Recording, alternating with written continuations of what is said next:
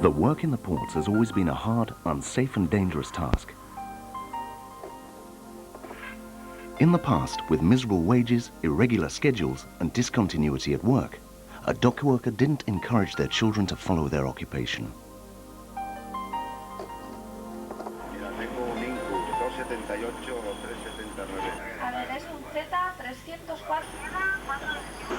Today, however, we know that many young people wish to work in the ports. This great difference is not accidental. In the past, the dock workers began a hard struggle in order to achieve the dignity and stability that our profession has today. In 1978, the state coordinator of sea workers, known as Coordinadora, continued the fight and has brought it along to the present day. For this reason, if we want to talk about the history of the work in the Spanish ports, it is necessary to talk about Coordinadora.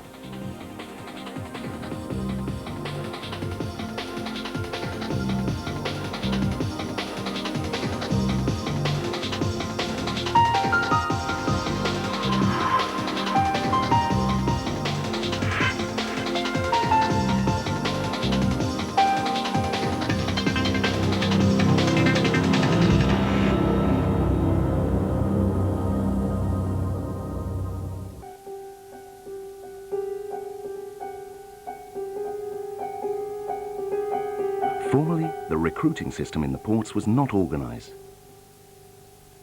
The candidates arrived and were chosen arbitrarily. In the 30s, and after a fight that cost 8 lives, the dock workers succeeded in their demands and the rotation system began to be applied. After the Spanish Civil War, during Franco's regime, the organization of the Port Works OTP was created, a state institution in charge of organizing this rotation, and to which the stowage companies had to go in order to use the workforce that they needed. That way, a situation of exclusivity was created, and the rotation was set up as the basic principle of the port work. I started in 1960. There were about 1,000 applications, and I had number 402. The great surprise was that instead of being just picked, as was normal at that time, they did it by drawing lots. Then a 6-year-old girl started picking tickets out of an urn that had the 1,000 applications inside. Only 121 would get the job, and I was one of the 121. In those days, everything was done by hand. You could only find people yelling at you. It didn't matter if you were working a lot or not. Nobody thanked you for the work you were doing. Franco's death in 1975 marked the end of a dictatorial regime that had lasted 40 years. The only existent union during the Franco's time, called the Vertical Union, controlled by the regime, begins to crumble. I was a candidate in the elections for the Vertical Union. I was elected, and so on, until 1975, when we went from the vertical to the other union, where we are right now.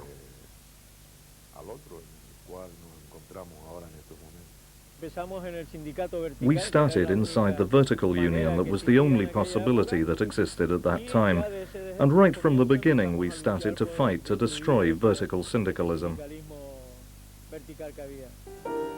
The dock workers, used to participating directly and from the base, were soon going to collide with the rigidity of the big unions arising in the new democratic period.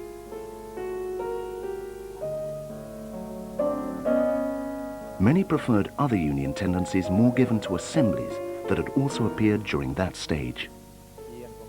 In Barcelona, the crucial act was the strike that was organized by the coordinator of syndicate organizations at that time. That was basically formed by the General Workers' Union, UGT, and labor commissions, Comisiones Obreras. That strike took place on November the 12th, and there were reprisals later. 7 people were fired. The unions decided not to defend these people, and on the other hand, the port collective in assembly decided that yes, that they would defend their companions. So, with absolute majority, we voted to start a strike to defend our companions.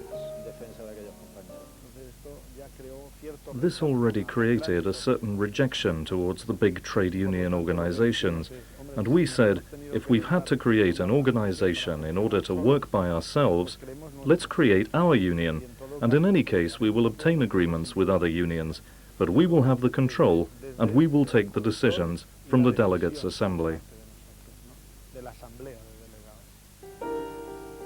From that fight, the Organization of Dock Workers of Barcelona emerged. In other Spanish ports, similar phenomena were happening. We began here in the Canary Islands in 1975, and we started to organize ourselves in every port, getting together with the other Canarian ports until we achieved the unity of the 8 ports of the Canary Islands. Then, united in an assembly, we decided to eliminate all the representatives of the vertical union, and we became a gang of young lads, of which I have the honor of being the first president that the organization had in the year 1976. At the beginning of the Spanish political transition to democracy, in some ports the dock workers had created their own unions as an alternative to the big unions. Soon the challenges of a new age were going to arrive.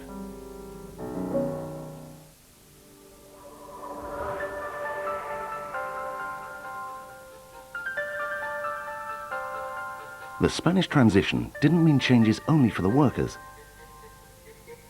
The companies, liberated from old dependencies with the state, saw their capacity of movement increased in a free market. The new political framework predicted also a possible integration of Spain in the European economic community. The Spanish companies, private and public, started a very intense reorganization, which meant in many cases the modernization of whole sectors. The dock workers, fearing that the modernization of the ports could be carried out, therefore harming their work conditions, fought with their unions in order to normalize the labor relations of the sector. But the changes were already being planned behind their backs. In 1978, the Democratic Centre Party government, UCD, announces the upcoming reformation of the old labor ordinance. This reformation meant the dismantlement of the labor structure existent in the ports as a first step towards the privatization. The dock workers' unions, seeing that the annihilation of the OTP meant their disappearance as a professional collective, decide to meet and propose to the ports companies the signature of a state agreement for the sector as an alternative to the government reformation. But the companies refuse to negotiate any agreement that is not local.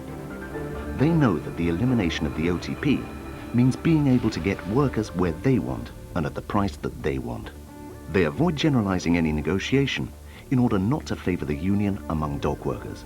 On the other hand, however, the ports companies start to get together in the Employers Association ANESCO. It was then when it became evident that the several organizations that represented the dock workers had to coordinate.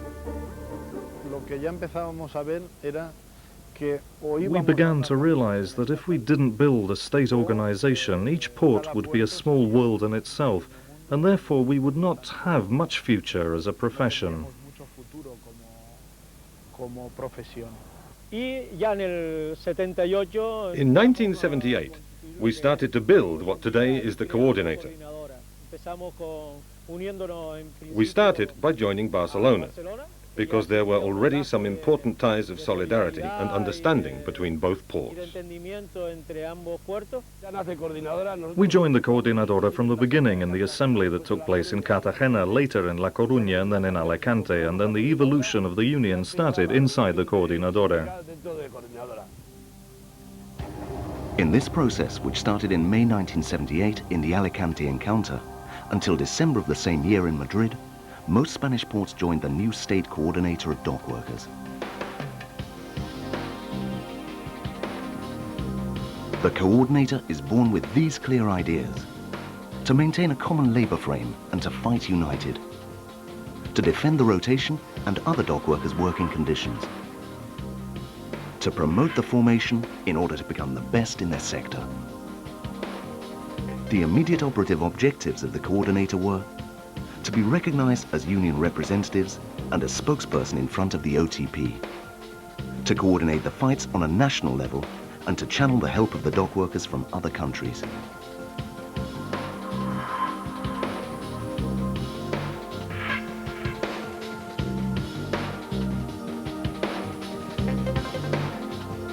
The newly born Coordinadora insists on negotiating a state agreement for the dock workers.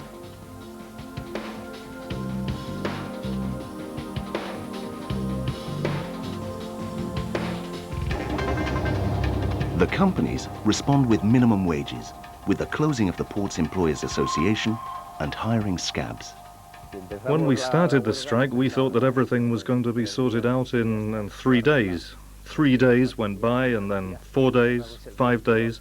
We closed the port, they opened it, we closed it, they opened it, and each time it got worse, worse, worse, and then nothing.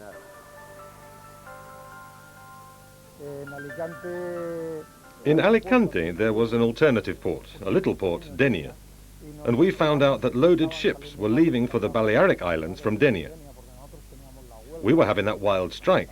We couldn't divert our attention to these minor ports. But then we heard a rumor about what was happening, so we sent a companion to Gandia, because Gandia is closer, and, indeed, we were informed that it was true, and we automatically hired buses from Alicante, Valencia, and people from Gandia in their private cars.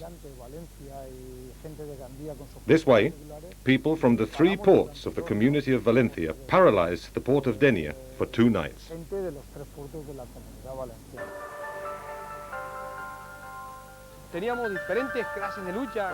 We had different types of fighting methods. For example, we used to go to the banks here in Santa Cruz, 100 or 200 people stood in line in order to open an account of 100 or 200 pesetas, just to put the pressure on and make them notice that we were there and that we were claiming our jobs.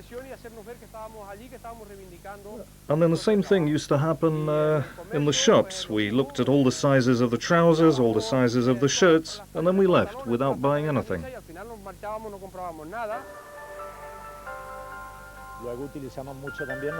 We also used a lot of our own ways of communication, which are the ones that have to be used.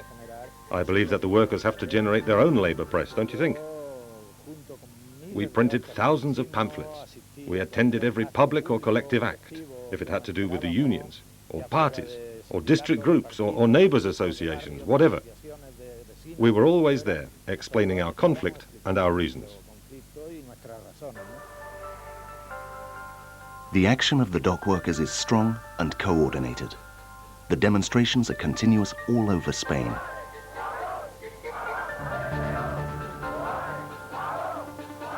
Until today, a tragic event leaves its mark on the organization. In Las Palmas de Gran Canaria, in one of the demonstrations, Belén Maria, daughter of a dock worker, dies after being hit by a car. When the little girl died, I thought that it could have been my daughters, because my 2 daughters were there, and the car drove by almost touching us. My wife and my 2 daughters were there when the car went by and knocked the girl down. It could have been one of them. It could have been one of my daughters. 30,000 people attend the funeral of Belén Maria. The fight intensifies in all ports.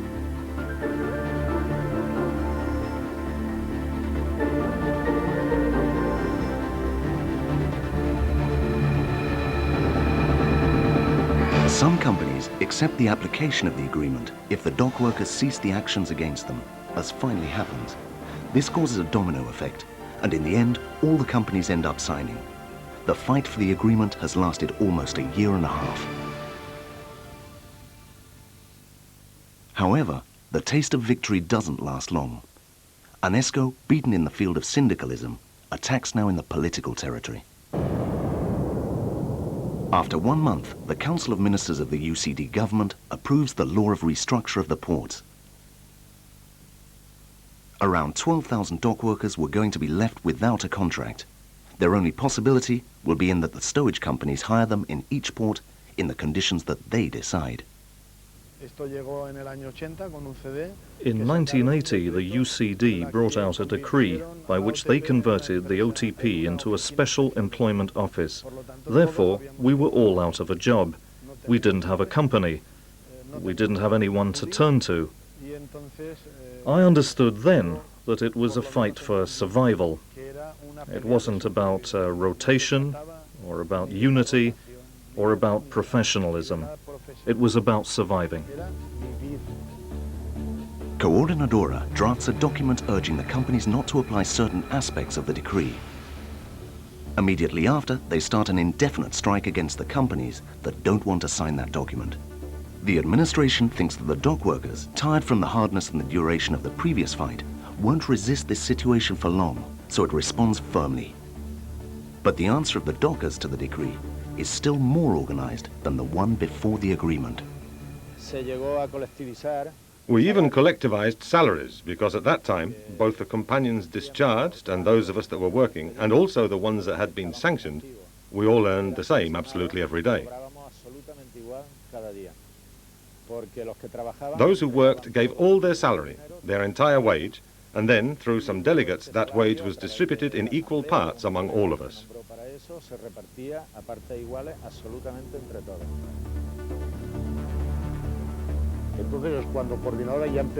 That's when the Coordinadora started working flat out.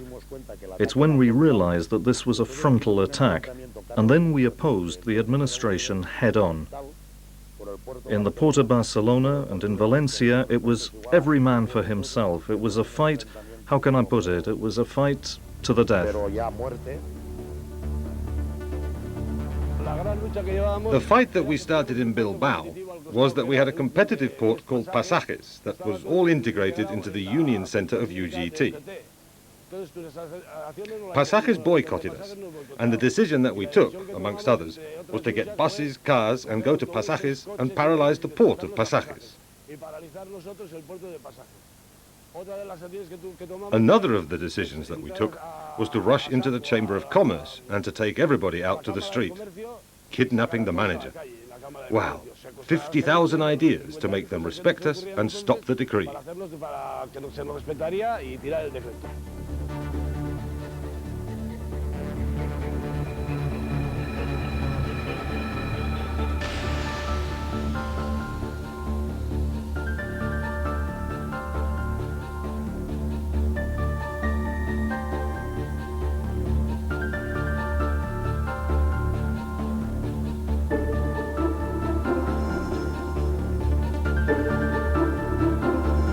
In some cities, the confrontations with the police became very violent.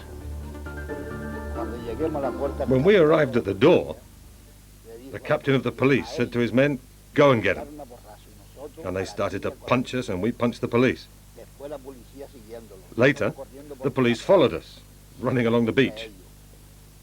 We threw chairs at them, stones at them. And what about them? Rubber bullets, smoke bombs, the lot. And us? Chucking rocks at them.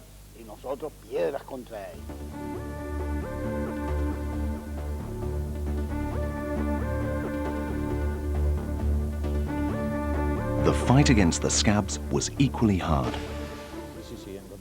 We found the whole bar full of them. All the scabs were eating, and, well, there was a very big fight. The bar was destroyed, a right free-for-all. They took out their knives because they were armed. One colleague was shot in the knee.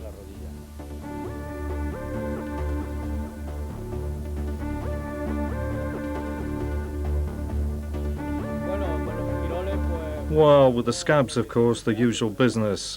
First we tried to explain to them what they were, scabs, which is worse than calling them rubbish. And later, the typical thing to go and... Even the women came to the port, and the scabs jumped off from the sides of the ships and jumped into the water. The dock workers' wives, who had been organizing actions on their own for a while, became radical in their interventions in the assemblies and also in their performances, obtaining great social repercussions. That day in the morning, we decided to occupy the ship. And also, we wanted the governor to receive us. We'd sent him a letter requesting a meeting, and he didn't answer. So we thought that by doing this, he would receive us. And dead right, that day he received us. We went to the square, and when the man was looking a bit absent-minded, we slipped in, first one, then another one, then automatically all of us went in. And who's paying, who's paying? And we said the last one. The last one, it was her. I was the last one. Well, and there we were close to the banisters, and... Hey, there were 400 of us. 400 of us. Almost 1 year after the decree, the fight not only continued, but it had also obtained the support of the dock workers from other countries. The administration's forecasts had failed. A good number of companies had signed the renouncement to apply the ordinance, which had no value at all by now. Shortly after, the rest accepts the victory of the dock workers. The state agreement previous to the ordinance was again effective, and little by little, the companies also gave up the scabs. With this fight, the dock workers succeeded in keeping their jobs, which were initially meant to disappear.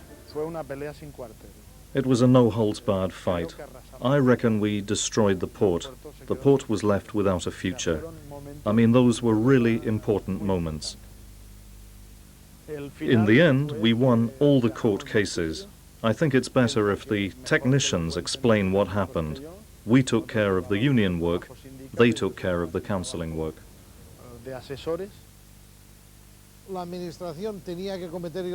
administration had to commit illegalities, with a lot of nerve, in order to leave all the dock workers without a company, which is an absolutely illegal situation. There can't be workers without a company. Neither did they have a company, nor were they fired, which means they were nothing. From a juridical point of view, they didn't exist. This obviously needed a legal answer, and therefore we learned how to fight against it with schemes and legal battles.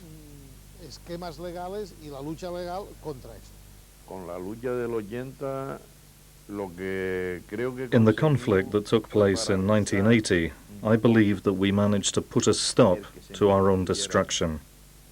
Not only with what happened in 1980, but with the unification, all the ports being united, creating our union, creating the Coordinadora. All this delayed the administration, and they had to continue changing their plans.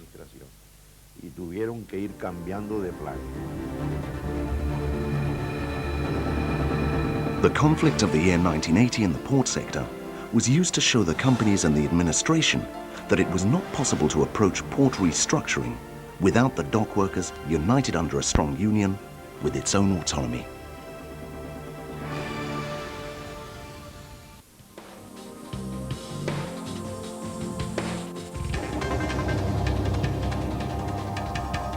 In 1982, after the success of their fight against the UCD government, the coordinator wins the union elections in the ports with an absolute majority in many of them.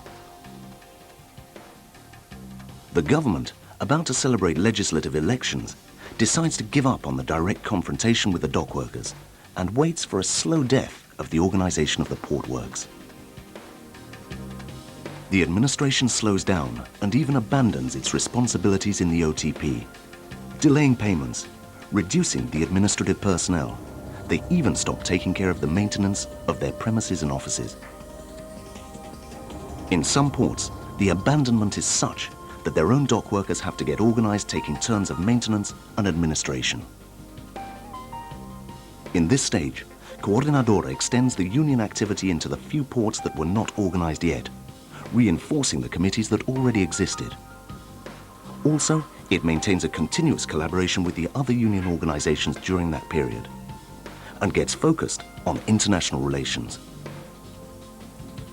They organize acts of solidarity, such as voluntary loads of humanitarian help for the countries of the Third World, or the support to the English miners on strike. The arrival of the Socialist Party to power means relative calm in the ports.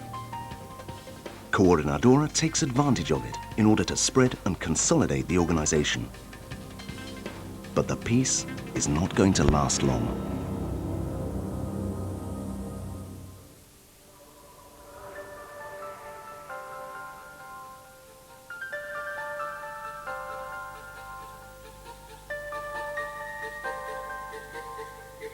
Just like the previous UCD government, the Socialist Party announces its intention of advancing towards the privatization of the ports.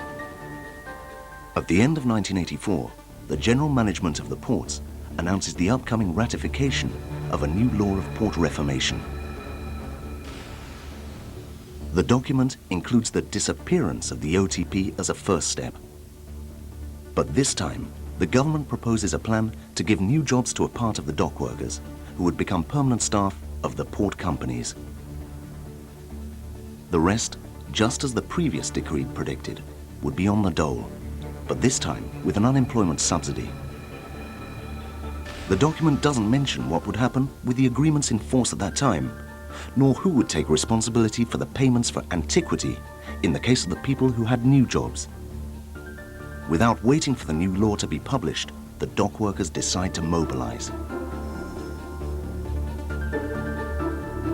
The Coordinadora claims the creation of a public company for the whole state to substitute the obsolete OTP that could continue to guarantee the rotation and the exclusivity in the ports, as well as a general agreement for the whole sector.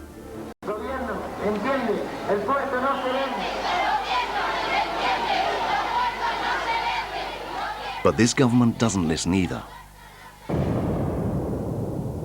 In May 1986, the Council of Ministers approves another law for the deregulation of the public service of stowage. And again, to battle.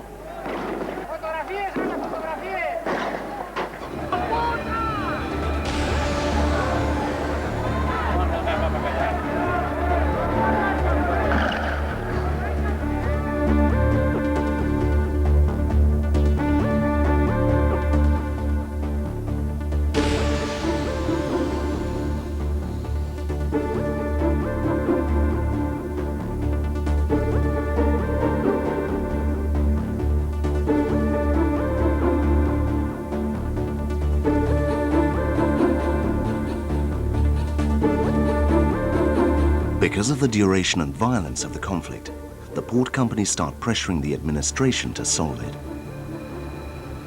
The government responds with a calculated maneuver. In October, they meet with the Employees Association and the central unions UGT, Labour Commissions and ELA-STV, without counting on the Coordinadora. In this meeting, they reach a tripartite agreement in which they prepare the constitution of new companies, the stowage state societies, which will carry out the functions of the OTP in every port. These societies will be participated in by the state and private capital. The Coordinadora rejects the pact for several reasons. In the first place, although the dock workers division is not absolute, the unity has been broken. On the other hand, the agreement doesn't guarantee the continuity of the state participation in the new societies. Finally, the pact doesn't mention the withdrawal or reformation of the ordinance law that originated the conflict in the first place. The administration, however, now feels supported by the legitimacy of having reached an agreement with the Employers Association and the big unions. Their answer was very smart. The answer of Coordinadora to this agreement had to be smart too. They signed it and we had, I don't know what to call it, the balls to consult the dockers in a referendum about this agreement. We won that referendum by 98%. We won against that pact. Only 2% approved the agreement. Therefore, the Coordinadora didn't sign that agreement and we continued the fight. The result of the referendum questions the representativeness of the signatories of the tripartite pact. However, neither administration nor the employers' organizations rectify their decision and the conflict continues. They started selective strikes against the companies that tried to apply the agreement. What we did was to choose a company that was implanted in most of the ports, or at least in the big ports. And that company was Contenimar. It was in Barcelona, Valencia, Alicante, Canarias, Bilbao. And we started an indefinite strike with a strike warning. And they fired our people from Contenimar and they put scabs in all the ports. Every day before the recruiting, we called a general assembly. We used to start a walk towards Contenimar. We were always bothering them. And at night, we used to do what we could. And one day the whole situation got out of hand. After the assembly, we went to Contenimar from two different directions, the south and the north.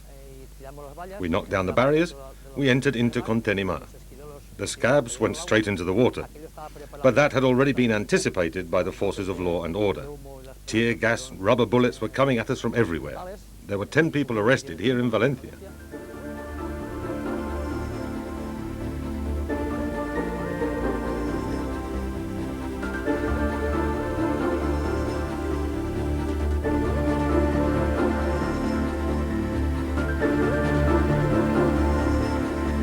The actions against Contenimar become general in all the ports.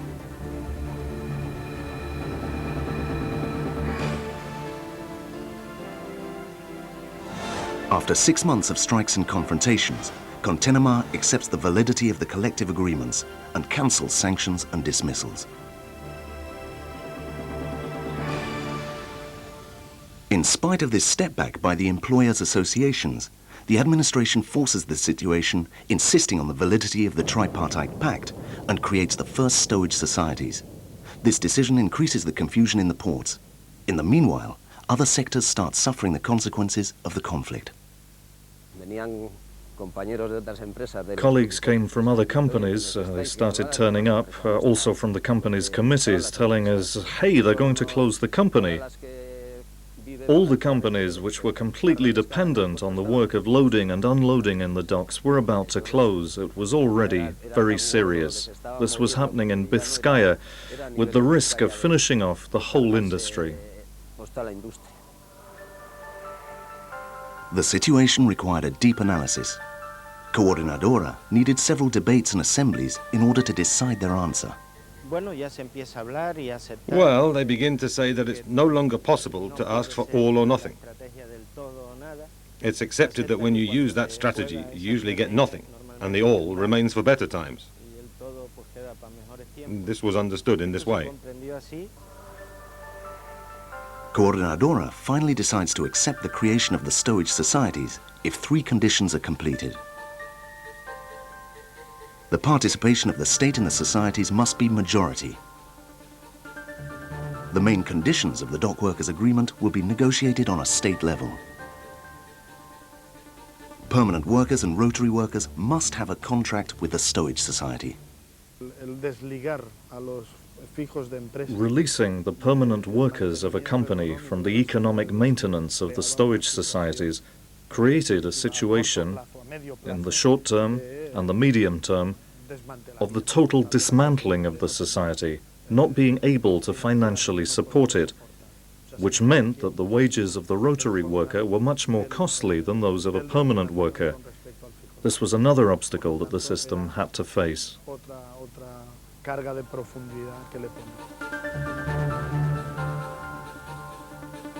Coordinadora defines a standard model of contract that includes their conditions, trying to persuade the companies to accept directly what the state doesn't want to negotiate.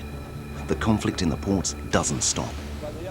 When they warned us that the stowage societies were going to be formed, we could already see that it was the end for the dock workers. Then there was a stronger radicalization in the strikes. I'm talking about the experience in Bilbao. We spent 76 days without moving a single ton in the port of Bilbao. Then we formed an assembly and we decided to assault the headquarters of the port committee, and there were broken windows, smashed doors. We were thrown out by the police, but we decided to go on with the actions. The next one was to take over the headquarters of the Socialist Party and do exactly the same as before, destroy it.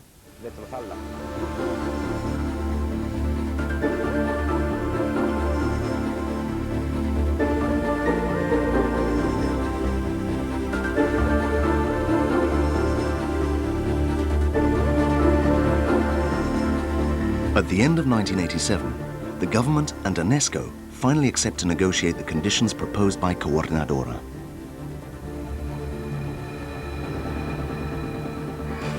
In February of 1988, the administration, UNESCO and the state coordinator of the sea workers signed the first general agreement of the port sector.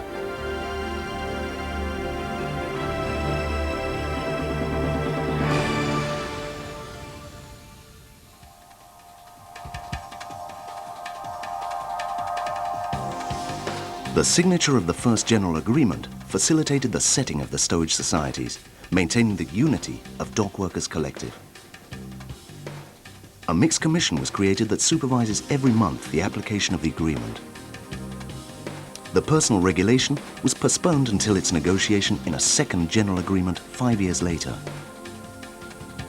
In this new agreement, signed in 1993, a plan of employment was made in order to reduce the personnel through an advanced retirement system with a guaranteed full salary. In this second agreement, they also modified other fronts.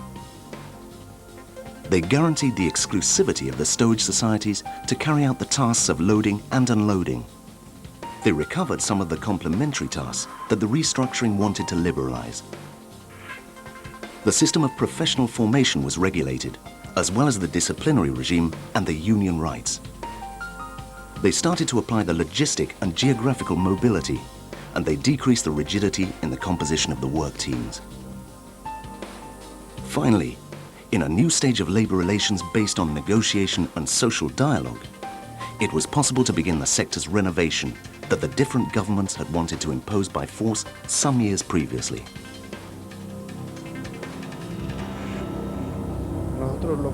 What we were able to prove during that period, and this is why some people were really impressed, was that we knew how to transform the battleship that was the Coordinadora.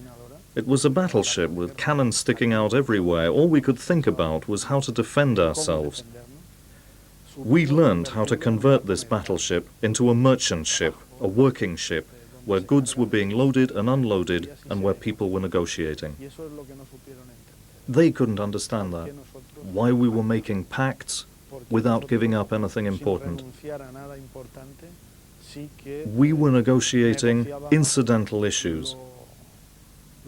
And for that reason, some colleagues inside the organization were saying, and still say, that we are going through a period of giving up on important issues. I told all these colleagues that this was not the case, that in the important issues we haven't given up a single thing. If anything, we have advanced, and where we have given way has been on accessory issues. UCD tried to start industrial restructuring, but who really carried it out in a very wild way was the Socialist Party, in the ports also. Not only did they attempt it, but I'd rather say they did it. What UCD could not do came from the Socialist Party, maybe because they knew us a bit better. They had more ability, and they used more tricks to get it. They made a decree, even more aggressive than the one UCD wrote, and, well, with patience, but with very bad intentions, they imposed it.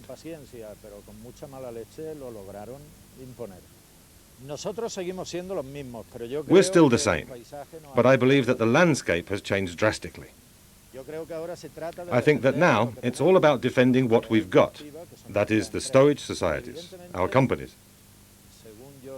But obviously, from what I know, what we used to defend was not the type of company we defended when we were fighting against those decrees. We wanted for the dockers what we were, with some differences if they had to be made. A public company. We wanted the ports to continue being public structures.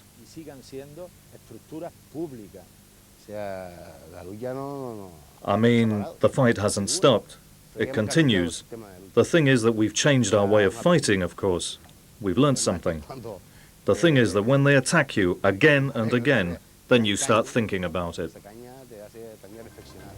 After 20 years, Coordinadora has changed. They size up their confrontations a lot better, and they've learned to improve their tools of negotiation. I think that the most important thing is the trade union force.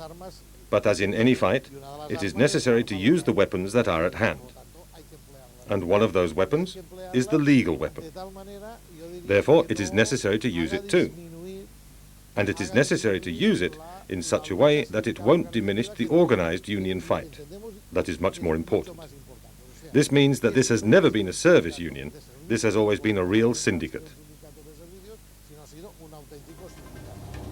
But changes are becoming global. The state coordination is beginning to be insufficient. The Coordinadora starts defending their own jobs and salaries. And now, not only do they do that, which they do, they also contribute, build, and define the model of port exploitation in the Spanish ports. And they even export that model and introduce it to other countries. The relationship with the rest of the European Unions is very important because right now, inside the context of the European Union, the legislation, all the attacks on the sector come centralized from Europe. New generations that are already working in the ports will have to face the new challenges. Indeed, not only have we won quantitatively, but also that collective that was getting older. Today, when you visit the ports, you see loads of young people. In short, hope and future. We did a selection test that consisted of a written English test. Then there was a selection process based on computer skills. Then the marks for these tests. And then there was a psychotechnic test for personality and aptitude, then a personal interview, and finally an oral English test.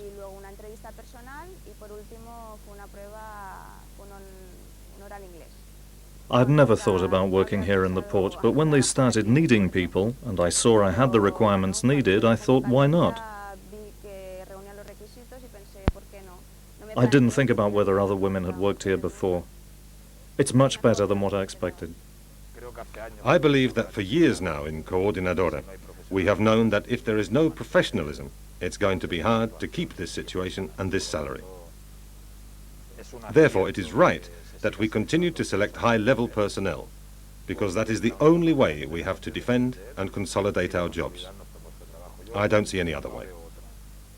A docker with experience can read in the pages of his own life what's happened, what is happening now, and predict more or less what is going to happen in the future. But the newcomers, as I call them, since they don't have any experience of any of this, how can they find out about it? We have to show them what it's all about, so to speak.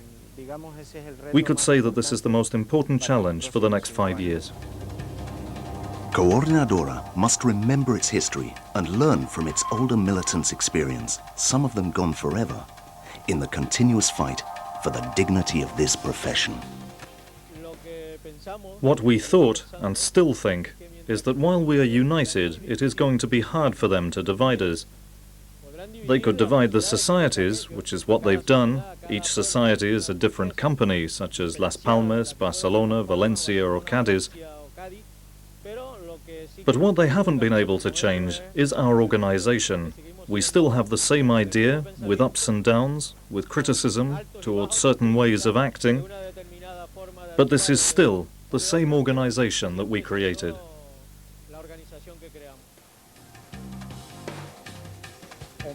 Either we maintain the stowage societies or we're finished.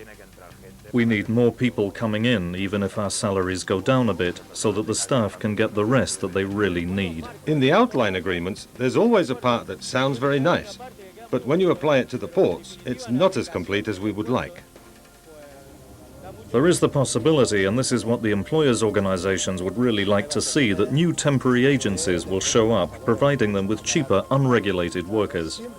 If it's well specified that the companies have to work with dock workers, and that nobody who is not a dock worker can actually work in the port, I don't care about the work groups. Well, the important thing is that we get a permanent structure, that we get a permanent headquarters in Brussels, for example, that we get... Because of its character open to debate, the Coordinadora has been able to unify most of the dock workers from the beginning and become the most useful tool to defend the dignity of our profession. All its members and representatives have been active dock workers. The State Coordinator of Sea Workers, ideologically constituted as an independent assembly union, has always acted according to the decisions taken by the dock workers' assemblies. We are in a desperate situation, but we are going to support the Coordinadora for one simple reason. Because it is the only trade union organization in this country that is autonomous and that does not depend on any government or any political party or any mainstream union.